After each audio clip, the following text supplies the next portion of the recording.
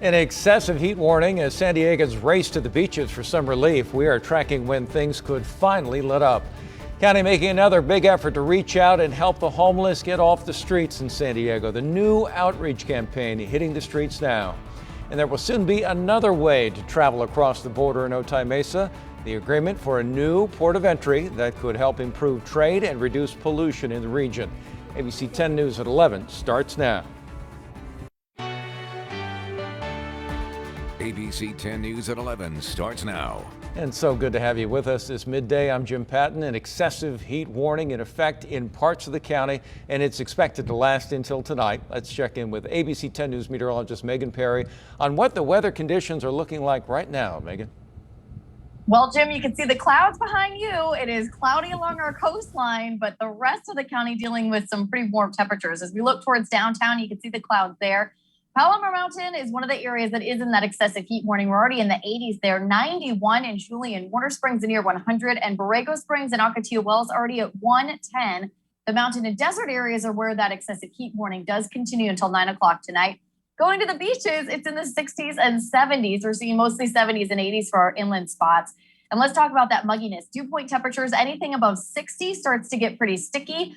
Poway, Escondido, Fallbrook, El Cajon, all in the mid-60s right now. That's pretty muggy. We're also in the mid-60s in Imperial Beach and in Oceanside.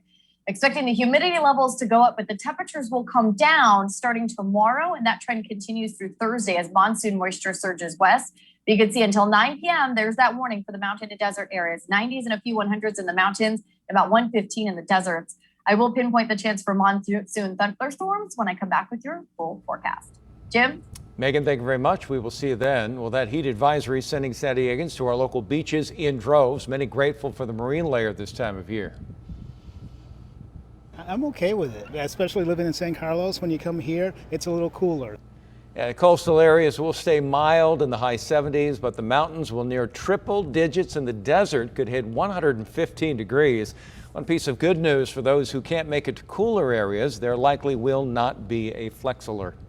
Well, happening now, teams are working their way through San Diego, reaching out to the homeless as part of an effort to get people off the streets and into housing. ABC 10 News reporter Marie Cornell joining us live at the Embarcadero. And Marie, this specific outreach is a 30-day effort. Yeah, Jim, so there are a number of reasons why people end up on the streets, from those that are dealing with evictions, those who are dealing with mental health illnesses. With this specific outreach, they're taking a one-on-one approach so they can get them the help they need. Because the idea is to kind of track what we're doing right now while we're doing this. Dozens of teams made up of different nonprofit agencies gathered together before they hit the streets. Their mission, to reach out to those who are homeless in downtown San Diego. This is in response to the growing concerns over homeless encampments on city streets. Hanan Scraper is with the nonprofit People Assisting the Homeless, or PATH. She says they'll pass out hygiene kits and try to get to know the individuals they meet. So it's really one human at a time, and really getting to know them to say what are your needs, and then tailoring those services based on their individual needs. The goal is to get them into housing. As of right now, at the 4 shelters in San Diego, there are 250 beds that are available, 150 for adults, 100 for families. For 1 month, these teams will focus on their assigned areas, really working to find out the reason why these individuals ended up on the streets, a dilemma that hits close to home for council member Sean Ella Rivera. I'm someone who was about as close as you could be to living on the street. As a law student here in San Diego, I spent some time living in my car. When I was in middle school, my family went through some tough times, and a hotel room or family members' couches were really the only thing standing between us and the street. He says the challenge will be getting the trust to help get these individuals the help they need. At the end of the day, these are our neighbors, these are our family members, these are our friends, and they're in a tough moment. And if we lean in as a community to lift them up, we can solve homelessness. Now today, the mayor says there may be more state funding on the way to help fund these types of programs. At the Embarcadero, Marie Cornell, ABC 10 News. In the flight path there. All right, Marie, thank you very much. In Otay Mesa today, officials from California and from Mexico will sign a new agreement to open a new port of entry by late 2024. ABC 10 News anchor Mary McKenzie is there live with a glimpse of where this massive infrastructure project stands now. Mary. And Jim, I can't promise you it's any quieter here at the international border with all of the construction going on, but this is State Route 11 here in front of us that is still under construction and eventually will connect into the new port of entry here. Hours-long backups, just one of the systemic problems they hope to address here. As we know, there are trucks often idling for 4 to 5 hours at a time trying to cross the border, slowing down commerce, travel, and also polluting the air. Our goal is to get you across in 20 minutes. And so not only will that free up, just free up the amount of traffic that can flow across the border here, but it'll also free up by about 50% how long it takes at the other border crossings to get across. In 2+ years, this Route 11 will become a 4-lane toll road connecting the CBP port of entry as well as the CHP commercial vehicle enforcement facility that's already here. And the promises include a state-of-the-art wait time detection system, greater capacity to alleviate the congestion and the wait times as well.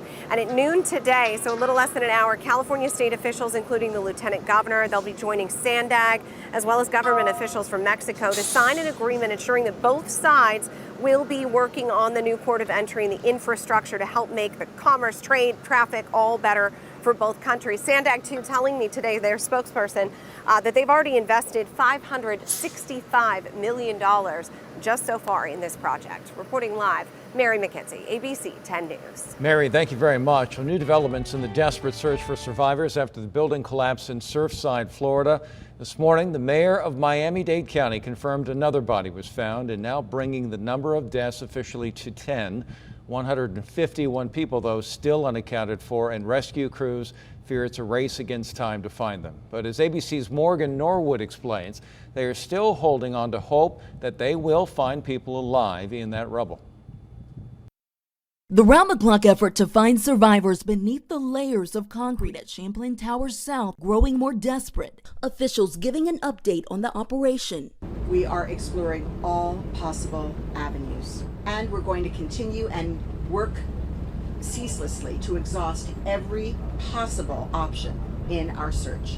80 rescuers at a time, breaching walls, building trenches through the rubble, searching for any signs of life. The way the building collapsed, leaving some hope that voids or pockets of air could form in the debris, large enough for someone to survive. This is a frantic search to continue to see that hope, that miracle, to see who we can bring out of this building alive. For family members, the wait for answers becoming more agonizing by the hour. Valerie Mancharover's brother and his wife lived on the 7th floor. Is he in the hospital? Is he in the rubble? We just want to know already. Officials identifying more victims, among them 26-year-old Luis Bermudez and his mother. Nicole Ortiz says her sister and nephew also found among the dead. Because I didn't have the certainty where were they were alive or dead.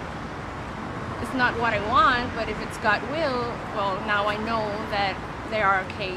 As the search strengthens, growing concerns over that 2018 structural report released by the town of Surfside, finding an estimated $9.1 million in repairs were needed due to major structural damage to the concrete below the pole deck of the building, including failed waterproofing. An engineering firm behind the report telling the Washington Post nothing in that 2018 survey, quote, raised a red flag, but the investigation into the collapse could uncover a perfect storm of failures. Meanwhile, growing concerns over Champlain Towers North. It's similar in age and construction to the building that collapsed. The mayor of Surfside now urging people to evacuate, but not mandating it. Morgan Norwood, ABC News, Miami Beach, Florida. New developments. The Supreme Court has declined to take up the issue of whether the nation's schools must allow students to use the bathroom that matches their gender identities. The court said it would not hear the case of Gavin Grimm, who sued to use the bathroom that corresponds to his gender identity. The case concerned the scope of Title IX, which prohibits schools from discriminating on the basis of sex. Court's refusal to hear the case means the justices upheld the Fourth Circuit Court of Appeals decision, which ruled in favor of the student. The American Civil Liberties Union is celebrating the decision, calling it a victory for transgender students around the country.